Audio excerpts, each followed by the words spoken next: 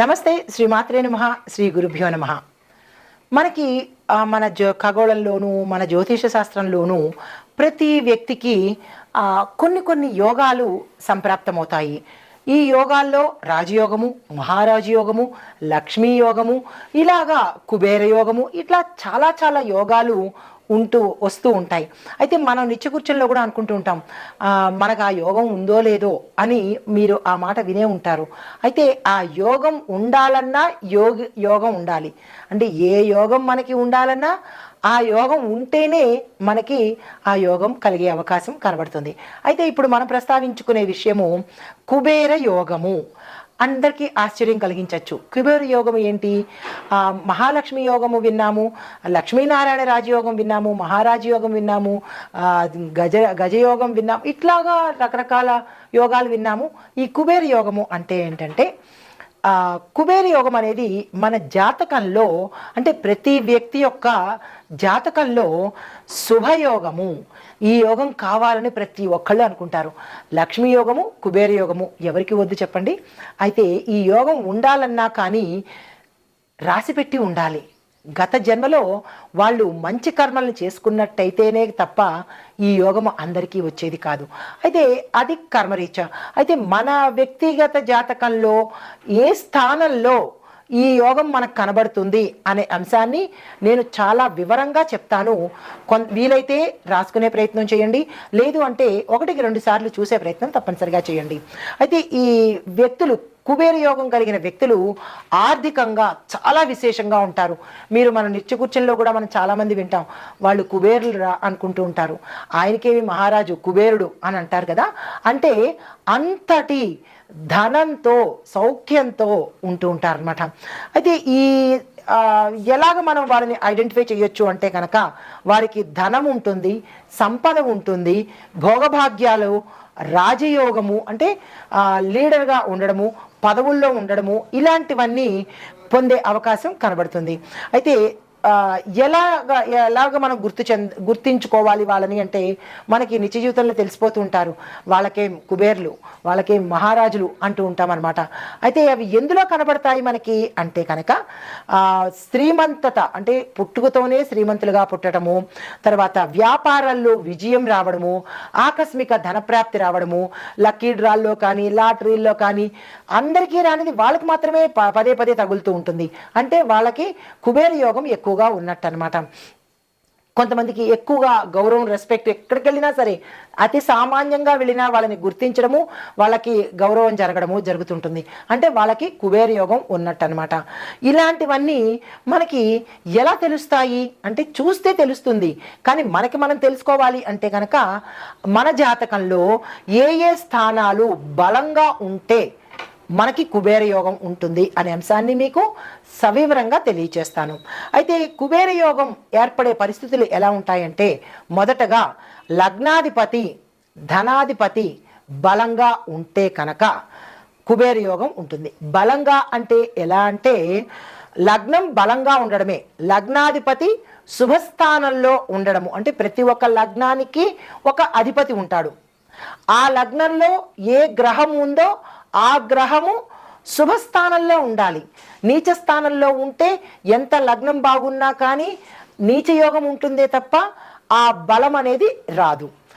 దీంతో ఇంకొకటి ఏంటంటే, ధనాధిపతి బలంగా ఉండి లాభభావము లేదా అంటే లాభస్థానము లేదా ధనస్థానము కూడా అనుకూలంగా ఉండాలి. అంటే ప్రతి వ్యక్తి జాతకంలో లగ్నంలో ఎవరున్నారు, వాళ్ళు లాభస్థానంలో ఉన్నారా, దానితో పాటుగా ఇంకొక పాయింట్ ధనస్థానము. అంటే మనకి 12 స్థానాల్లో లాభస్థానము, ధనస్థానము ఉంటుంది. ఈ స్థానాల్లో ఎవరు ఉన్నారు, వాళ్ళు బలంగా ఉన్నారా లేదా నీచ స్థానంలో ఉన్నారా, లేదు అంటే ఇంకొక పాపగ్రహంతో కలిసి ఉన్నారా అనేది వ్యక్తిగత జాతకం కనుక పరిశీలన చేసుకుంటే మనకి కుబేర యోగం ఉందా లేదా అనేది తెలిసిపోతుంది. దాంతోపాటు రెండో పాయింట్ ఏంటంటే, ధనభావంలో శుభగ్రహాలు సంయోగం చెందాలి. అంటే ధనభావం చూసుకున్నాము. ఈ ధనస్థానం లగ్నం నుంచి ధనస్థానం కనుక చూసుకున్నట్టయితే, ఆ ధనస్థానంలో పీనాసితనం వాళ్ళకి, ప్రతిదీ ఫ్రీగా కావాలి అన్న వాళ్ళకి, ఎదుటి వాళ్ళని మందిని దోచుకుని మేమే బాగుపడాలి అన్న వాళ్ళకి ఎప్పటికీ ధనయోగం కానీ, కుబేరయోగం కానీ, రాజయోగం కానీ, లక్ష్మీయోగం కానీ జరగవు. ఇది తథ్యము. ఎందుకు అంటే ఇచ్చే కొద్దీ వచ్చేస్తుంది. కాబట్టి ఎంత ఇస్తావో అంత వచ్చే ప్రయత్నం భగవంతుడు ఇస్తాడు. కాబట్టి దాతృత్వము అనేది పెంచుకోండి. పీనాసితనము, ఫ్రీగా రావాలి అనే దుర్గుణాన్ని దూరంగా పెట్టండి. ఎందుకు రారండి మీ దగ్గరికి? ధనం కానీ లేదా దేవతలు కానీ ఎందుకు రారు? ఎంతసేపు మాకు రావాలి, మాకు ఇవ్వాలి అనుకునే అలవాటుని పూర్తిగా దూరం చేసుకోండి. మేమివ్వాలి, మేము ఇచ్చే ప్రయత్నం చేయాలి అనే అలవాటుని, దాన గుణాన్ని అలవాటు చేసుకోండి. కఠినంగా ఉన్న వాస్తవం. అయితే గోరక్షణ, అన్నదానం చేయండి. ఎంతసేపు మనమే తినడం, మనకే రావాలి అని కాదు, ఎదుటి వాళ్ళకి ఇచ్చే ప్రయత్నం చేయండి. ఇంతలో అంత ఇచ్చే ప్రయత్నం చేయండి. మాకేముందండి, మాకే కనుక కోట్లుంటే దానం చేస్తాము అని చాలామంది అంటూ ఉంటారు. కోట్లున్నవాడు కనీసం కోటును కూడా దానం చేయడు. ఏది చేసినా మధ్యతరగతి వాళ్ళు, కింది స్థాయి వాళ్ళే చేయగలగాలి. అంటే పేదవాడు, మధ్యతరగతి వాడే చేస్తాడు. కోట్లుంటే మేము చేస్తాము అంటే ఆ కోట్లు రావాలన్నా కానీ మనం ప్రయత్నం చేయాలి కదా. అయితే గురువారం రోజు బ్రాహ్మణులకు ఏదైనా దానం ఇచ్చుకోండి. అంటే పసుపు, బెల్లము, వస్త్రము, ధనము దానంగా ఇవ్వండి.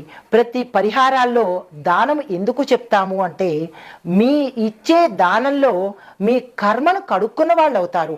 ఎంతసేపు మాకు రావాలి అని అనుకుంటే వాళ్ళ కర్మను మీరు తీసుకున్న వాళ్ళు అవుతారు.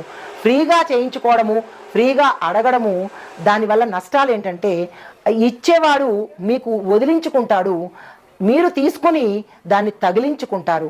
ఏది శ్రేష్టమో మీరే ఆలోచించుకోండి. అయితే ముగింపు ఏంటంటే కనుక కుబేర యోగము ఒక ప్రత్యేకమైన ధనయోగము. ఇది జన్మకుండలిలో సహజంగా ఏర్పడేదే తప్ప మనంతట మనం కృత్రిమంగా ఏ పని చెయ్యలేము. అయితే ఆ వ్యక్తికి అది ఉందా లేదా అనేది వ్యక్తిగత జాతక పరిశీలన తప్పనిసరిగా చేయించుకోండి.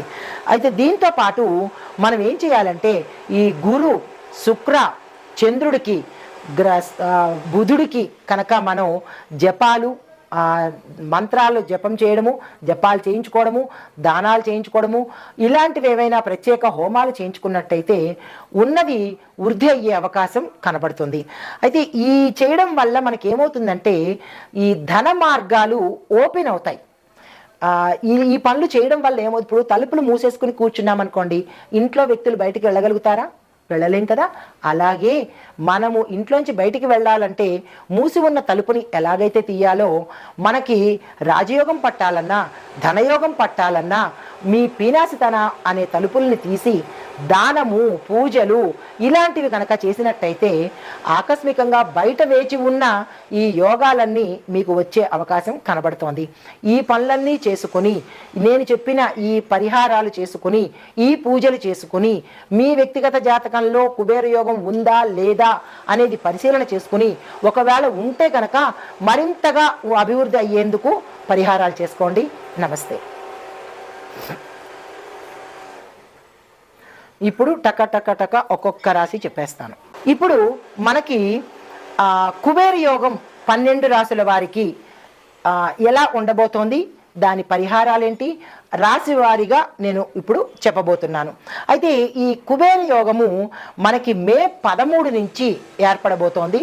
అంటే కొంతమందికి 2024 సంవత్సరం మే 1 నుంచి 2025 మే 13 వరకు మనకి కుబేర యోగము ఉంది. అంటే గత సంవత్సరంలోనే ప్రారంభమయ్యి మే 13 వరకు ఉంది. కాబట్టి ఇక నుంచైనా ఈ వీడియో చూసిన దగ్గర నుంచి నేను చెప్పిన పరిహారాలు కనుక పాటించుకున్నట్టయితే ఈ సమయంలోనే మనము అధిక ధనవంతులు అయ్యే అవకాశము, కుబేర యోగాన్ని పొందే అవకాశము కనబడుతుంది. అయితే ఈ కుబేర యోగము దేని మీద ప్రభావం చూపిస్తుంది అంటే కనుక ఆర్థిక పరంగాను, వృత్తిపరంగాను, వ్యాపార పరంగాను, కుటుంబ, విద్య, ఆరోగ్య పరంగాను మనకి విశేషమైన ఫలితాలు చూపిస్తుంది. మరీ ముఖ్యంగా డబ్బుకు సంబంధించిన లావాదేవీలు ఏవైతే ఉంటాయో వాటి మీద ఎక్కువగా ఈ ప్రభావం ఉండబోతోంది. అయితే ఈ ప్రభావము మేషరాశి నుంచి మీనరాశి వరకు ఒక్కొక్క రాశికి ఎలా ఉండబోతోంది అనే అంశంలో ముందుగా మేషరాశి వారికి దీని యొక్క ప్రభావము ఉద్యోగస్తులకి పదోన్నతులు వస్తాయి, అంటే ప్రమోషన్స్ వస్తాయి, బదిలీలు అవుతాయి, ప్యాకేజ్ పెరుగుతుంది, అంటే ప్యాకేజ్ అంటే జీతం పెరుగుతుంది, ఏరియర్స్ పెరుగుతాయి, దీంతో పాటు ఏరియర్స్ రావడము, దీంతో పాటు ఇంక్రిమెంట్ల సమయం కాబట్టి ఇంక్రిమెంట్స్ కూడా మీరు అనుకున్న దానికన్నా ఎక్కువగా వచ్చే అవకాశం ఈ సమయంలో కనబడుతోంది. దీంతో పాటు కొత్తగా ఎవరైనా పెట్టుబడులు పెట్టాలంటే వ్యాపార వర్తక వాణిజ్య పారిశ్రామిక రంగాల్లో ఉన్నవారు కానీ వ్యవసాయదారులు కానీ పెట్టుబడులు పెట్టాలి అని అనుకుంటే ఈ సమయం చాలా మంచి సమయము. అంటే మీరు చూస్తున్న ఈ వీడియో సమయం నుంచి మే 13 వరకు విశేషమైన కుబేర యోగం ఉంది కాబట్టి ఈ సమయాన్ని వృధా చేసుకోకండి. తరువాత ఆర్థికంగా ఊహించని లాభాలు మేషరాశి వారికి అన్ని వైపుల నుంచి ధన మార్గాలు తెరుచుకునే అవకాశం కనబడుతోంది. కుటుంబంలో ఆనందము, శుభకార్యాలు వినడము, శుభకార్యాలు చేసేందుకు ధనం రావడము, గృహ వస్తు వాహన యోగాలు కలగడము, ఇలాగా అన్ని మంచి జరిగే అవకాశము కనబడుతోంది. దీనికి మీరు చేయవలసిన పరిహారము హనుమాన్ చాలీసా చదవండి తప్పనిసరిగా. దీంతో పాటు లక్ష్మీ కుబేర పూజ చేసుకోండి. తర్వాత శివలింగానికి అభిషేకం చేసుకోండి. అయితే మీరు జపించవలసిన జపము మంత్రము కూడా నేను ప్రత్యేకంగా మీకు అందిస్తున్నాను, ఇవి చేసుకునే ప్రయత్నం చేయండి. కొంతమందికి మేము ఏ మంత్రం చదువుకోవాలి, ఏ జపం చేసుకోవాలి అనే సందేహం రావచ్చు ప్రేక్షకుల్లో. అందుకని మీకోసము జపము మంత్రము ఎన్నిసార్లు చెయ్యాలి అనేది కూడా వివరంగా చెప్తాను, పాటించుకోండి. ఓం రామచంద్రాయ నమః అనే ఈ మంత్రాన్ని 108 సార్లు ప్రతిరోజు చదువుకోండి. చిన్ని మంత్రము, కష్టమైంది కాదు కదా. అయితే ఓం నమ శివాయ అనే ఈ మంత్రాన్ని 121 సార్లు తప్పనిసరిగా చేసుకోండి.